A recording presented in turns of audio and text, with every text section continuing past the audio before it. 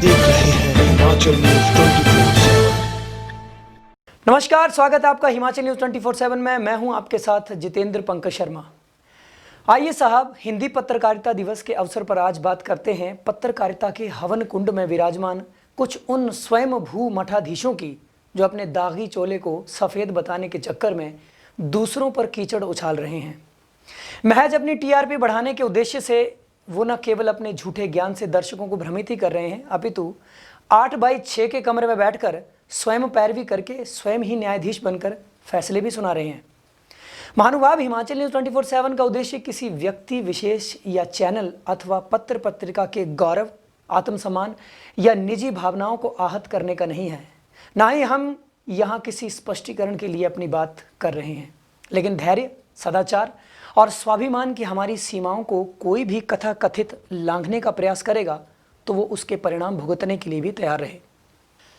महानुभाव, लगभग 200 वर्ष पूर्व यानी 30 मई 1826 को जब उदना मार्तंड से हिंदी पत्रकारिता के स्वर्णिम युग का आगाज होता है, तो पत्रकारिता के मूल उद्देश्य, सामाजिक दायित्व के मूल्य, उच्च विचारधाराओं की पराकाष्ठा के चलते पत्रकारिता लोकतंत्र के चौथे स्तंभ में परिवर्तित हो जाती है। प्रतिस्पर्धा और व्यावसायिकता यद्यपि इसकी आभा का क्षरण तो करती है, लेकिन उद्देश्य से भटकाती नहीं है। और जब साहब दूरदर्शन के बढ़ते चैनलों के युग के शोर में टीआरपी का शोर गूंजता है तो पत्रकारिता का स्वरूप धूमिल होना आरंभ हो जाता है। और जनाब, रही सही कसर कुछ वेब पोर्टल पूरी कर देते हैं। पत्रकारिता की इस बहती गंगा में कुछ क ख ग के ज्ञाता भी स्वयं भू मठाधीश बनकर अपना अपना ज्ञान बघारने में लगे हैं। हर क्षेत्र में मीन मेख निकालकर कुख्याति अर्जित करने की अंधी दौड़ में अपने को स्थापित करने के लिए हाथ पैर मार रहे हैं। लेकिन साहब, वो कुछ भी करें, कोई भी रास्ता अपनाएं, उनसे हमें कोई सरोकार नहीं है और होना भी नहीं चाहिए, क्योंकि वर्तमान में पत्रकारिता के परिदृश्य में हिमाचल न्यूज 24/7 किसी से भी किसी भी प्रकार की स्पर्धा करने के लिए नहीं है। क्योंकि हमारा उद्देश्य मात्र पत्रकारिता ही नहीं है, हम आम जन की शिकायतों, समस्याओं और कठिनाइयों को सरकार तक पहुंचाने का एक सेतु मात्र बनने में विश्वास रखते हैं। हम अपनी प्राचीन लोक सांस्कृतिक विरासत को विश्व मानचित्र पर अंकित करने को प्रयासरत हैं। हम आप जैसे प्रबुद्ध दर्शकों के स्नेह, आशीर्वाद और मार्गदर्शन से अपने उद्देश्यों की पूर्ति करने के लिए निरंतर अग्रसर हैं। यही कारण है कि महज 4 से 6 महीने की अल्प अवधि में हमने जो स्थान आपके अगाध प्रोत्साहन से हासिल किया है, उसे पचाना उन मठाधीशों के लिए मुश्किल हो गया है।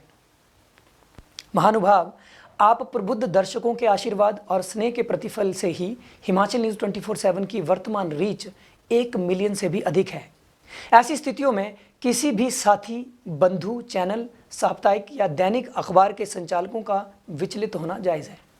हम इन बातों से भी इनकार नहीं करते, लेकिन हम यहाँ पर यह भी स्पष्ट कर देना चाहते हैं कि किसी भी व्यक्ति को किसी भी स्तर पर हमारे प्रयासों पर उंगली उठाने का अधिकार नहीं है।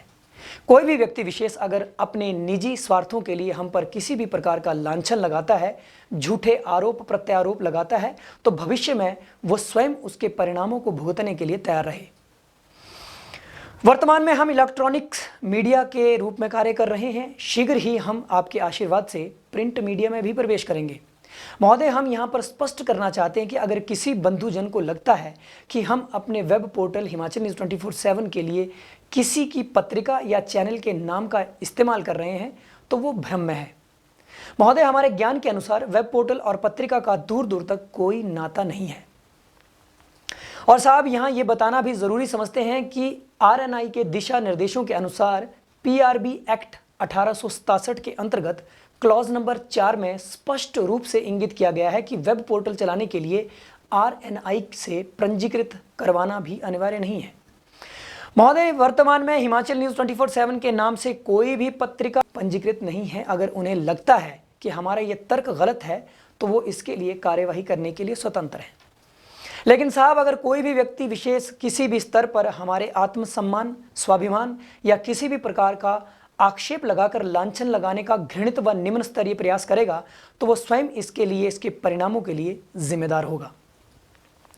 और अंत में साहब, एक बार फिर आप सभी को हिंदी पत्रकारिता दिवस के इस पावन अवसर पर हार्दिक बधाई व शुभकामनाएं।